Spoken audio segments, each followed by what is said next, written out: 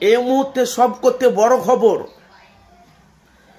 ফাল্গুন মাসে ঐতিহাসিক সালে সবে 21, 22, 23 শেষের দিনে ফুরফুরা শরীফে কাসেম সিদ্দিকীর বড় সাহেবজাদা এত সুন্দর নবীর শানে কিয়াম পাঠ করলেন, লক্ষ লক্ষ মানুষেরা অবাক।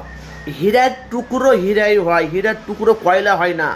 এত সুন্দর কিয়াম পড়লেন ভাই, আপনারা অবাক হয়ে যাবেন। না দেখলে না শুনলে আপনারা চরম মিস করবেন। আসেন দেখতে থাকুন।